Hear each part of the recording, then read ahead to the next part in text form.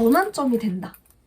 이 매캐한 현실에서 좀 벗어나서 그런 순수함을 한순간이라도 만져볼 수 있는 순간을 선사한다 라고 생각을 했어요. 안녕하세요. 책바람의 새벽 1시입니다. 오늘 책바람에서 소개해드릴 첫 책은 프랑스 작가 장자크 상페의 이 얼굴 빨개지는 아이라는 소설입니다. 아마 장자크 상페라는 작가 이름은 좀 낯설더라도 이 책과 그리고 이 표지는 꽤나 익숙하실 것 같은데요.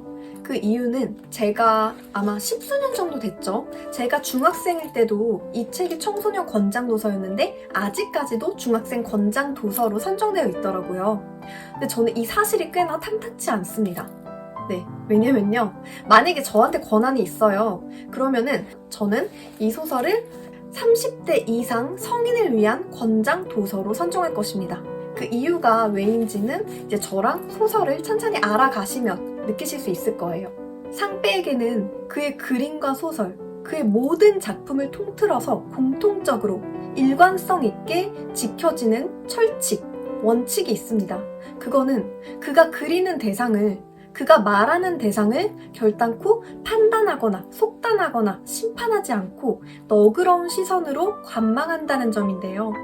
그런 시선이야말로 타인과의 비교와 강박 속에서 살아가는 우리 현대인들에게 가장 필요한 그런 관용이 아닐까요?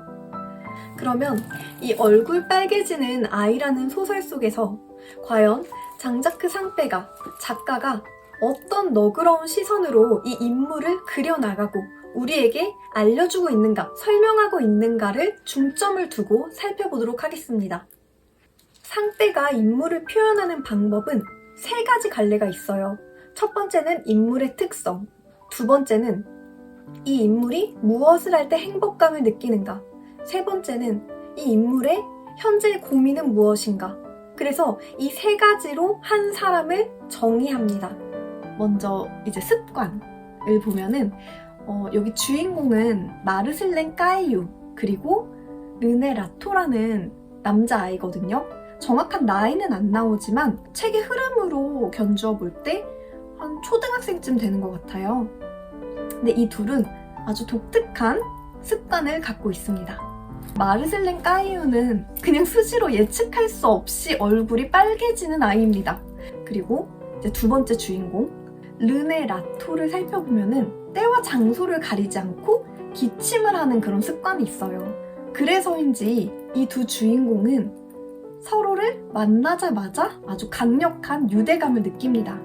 두 번째로는 어떤 고민을 갖고 있느냐. 마르셀렌 까이유의 경우는 항상 빨가니까 어딜 가든 누구를 만나든 너 왜 이렇게 빨개? 너 무슨 일 있니? 왜 이렇게 빨개? 너 진짜 빨갛다. 이런 그런 타인의 시선과 반응에 시달리는 거예요.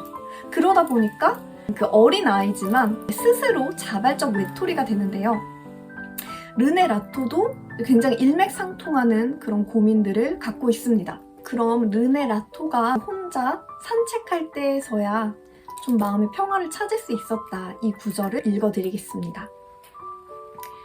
그 후 르네 라토는 혼자 강가를 산책할 때에만 겨우 위안을 얻을 수 있었다. 잔잔히 흐르는 강물과 새들의 부드러운 지저귀만이 그의 깊은 고통을 위로해주곤 했다. 초등학생의 얘기입니다, 여러분. 근데 충분히 공감이 가시죠? 세 번째로 살펴볼 부분은 이 주인공들이 언제 행복함을 느끼는가. 되게 보면은 진짜 귀엽고 사랑스럽거든요. 그래서 제가 눈에 띄는 몇 장면을 좀 준비해 봤는데 둘이 처음 만난 날 잠을 못 자요, 밤새. 르네는 이런 생각을 해요. 마르셀렌이 너무 착한 아이 같아. 가끔 맨날 빨갛다가 본래의 얼굴색으로 돌아오는데 그건 참 멋져 라는 생각을 하고, 또 마르셀렌은 라토의 기침 소리다. 밤에 기침 소리를 들어서 너무 좋은데? 이런 생각을 하면서 나의 고충을 공유하고 유대감을 느낄 수 있는 친구를 만났다는 그 기쁨에 설레서 이제 잠을 못 잤다라고 나오거든요. 그 장면을 보고서 생각을 했죠. 내가 밤새 잠에 들지 못할 정도로 기뻤던 적이 언제였나. 어릴 때를 통틀어서. 네, 기억이 잘 안 나더라고요. 참 달고 달았구나라는 생각을 한 번 더 했고, 그리고 과연 지금 나에게 어느 정도의 일이 생겨야 내가 밤새 잠 못 들 정도로 그렇게 기뻐하고 행복해할 수 있을까라는 생각을 했는데, 이것도 쉽게 답을 못 하겠더라고요. 그래서 여러분도 이 기회를 통해서 한번 생각해 보시면 좋을 것 같아요. 꿈꾸는 거는 값이 안 들잖아요. 그리고 또 한 장면이 있는데, 이거는 제가 좀 읽어드릴게요. 하계가 있던 그날, 아마도 이 세상에 마르슬랭보다 더 행복한 사람은 없었을 것이다. 왜냐하면 그의 친구가 멋지게 바이올린을 연주한 후 정말로 아주 좋은 반응을 얻었기 때문이다.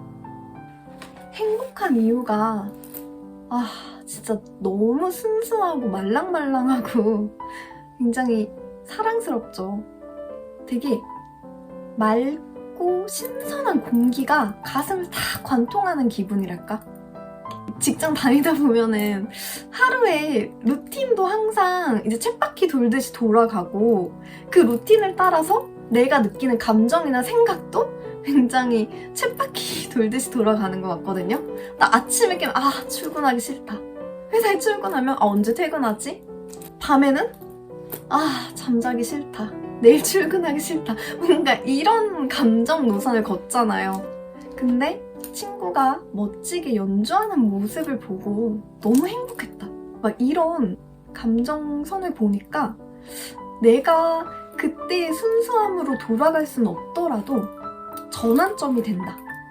이 매캐한 현실에서 좀 벗어나서 그런 순수함을 한순간이라도 만져볼 수 있는 순간을 선사한다라고 생각을 했어요. 학생들은, 물론 요즘 학생들은 굉장히 빠르게 세상을 터득한다고 알고 있습니다. 그럼에도 학생들은 아직은 많은 순수함을 갖고 있잖아요. 말랑말랑함이요. 그리고 저는 20대 때도 나름은 처음 해보는 것들이 되게 많고 하고 싶은 것도 많고 혈기가 있는데, 새로운 걸 할 때 그 짜릿함도 느낄 수 있고. 근데 이제 30대에 접어들면은 20대보다는 조금 여유가 생깁니다. 그런데 반면에 뭔가를 느끼고 향유할 수 있는 그 감각 있죠. 이제 한번 해봤으니까 더 이상 새롭지도 않고, 어떤 감흥을 느낄 감각을 많이 상실해버렸을 그런 어른들에게 일순간이라도 그런 말랑말랑한 감성을 만지게 해주는 그런 책이다. 그거는 30대 이상 어른들에게 더욱더 간절히 필요한 부분이다 라고 생각을 해서 30대 권장 도서로 지정해야 한다고 주장을 했습니다. 여기까지 얼굴 빨개지는 아이, 장자크 상페의 작품을 소개해드렸는데요. 여러분들도 뭔가 마음에 재충전이 필요하실 때 한번 꺼내서 읽어보시기를 권합니다. 나 스스로가 어쩌면 나의 일과 나를 동일시하지는 않았는지, 그래서 이 기회를 통해서 나도 상페의 시선으로 나를 한번 알아가 보는 거예요. 나의 유별난 습관은 뭔지, 그 유별남을 유독 사랑해주는 이가 곁에 있는지, 내가 무엇을 할 때 가장 행복하고 지금 나는 어떤 고민을 갖고 있는지, 그렇게 나를 또 다른 시선으로 알아가는 계기가 되었으면 합니다. 오늘 영상이 유익하셨다면 구독과 좋아요 부탁드리고요. 다음번에 더 재밌는 영상으로 찾아뵙겠습니다.